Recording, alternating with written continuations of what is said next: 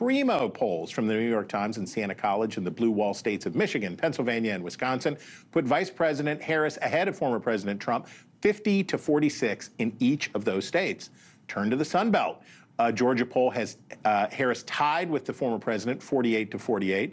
And another survey in Arizona says Harris leads Trump by 2 points in the Grand Canyon state. That leaves the race a dead heat at the national level. Harris is doing nearly 4 points better than President Joe Biden was when he left the race with 3 weeks to go, with Trump basically holding steady, 0.8 of a point. So what would that look like on the Electoral College map in the battle for 270? Harris with 226. Trump with 219, but only 25 electoral votes leaning toward Harris and 68 leaning toward Trump, which would mean Trump would return to the White House with 287 electoral votes. Woo! With us to make sense of all these numbers and more is Democrat Michael Meehan, who has counseled John Kerry, Barbara Boxer, among other luminaries of the blue team. He's the president and CEO of Squared Communications. Also, Republican Whit Ayres. He is the founder and president of North Star Opinion Research. His client list boasts big names like Marco Rubio and Ron DeSantis.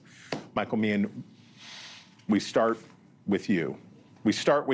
And I have to say, you guys are kind of the worst. You're both kind of the worst. We asked you both to share your forecasts for what was going to happen, and you both defeated us. Michael, we asked you for your forecast for the fall, and you sent a cryptic message. You said, Nebraska 2. Is this a sports score? What do you mean by Nebraska 2? So since 1992, Democrats win 18 states. Wisconsin, Pennsylvania, Michigan. Donald Trump took those from Hillary Clinton, got to the White House. If we can hold on to those 3 states and win Nebraska 2, that's the 270 that Kamala Harris needs to win. And Nebraska and Maine, for non-weirdos, we should point out, Nebraska and Maine are the only 2 states that split their electoral. They followed the James Madison plan for the Electoral College, and they divide. So you think that Nebraska, that's going to be what makes the difference? But that's her floor. I think that's her floor. I think the polling that you just showed shows that the uptick for Harris on the top of the ticket in those 3 states puts those states in a much better condition, obviously, than they were less than 3 weeks ago. And then I think you have Georgia and Arizona, Nevada back in play. I think Whit and I would sit here and pick 41 states correctly, the same ones we would apportion the right way, and then we'd have a nice discussion over the other 9. Okay, all right, Whit. Now, you were playing golf yesterday, so when we asked you to give us your map, you defeated us and basically said, we know what the map, and you correctly picked the map as it is, but said it would only be a coin toss. Who would know what would happen in the future? That's what you're here for. That's what we want you to do, is take giant risks on what the future will be. How do you see the race going forward? I think it's amazing. It was 3 weeks ago today that Joe Biden dropped out. Yeah.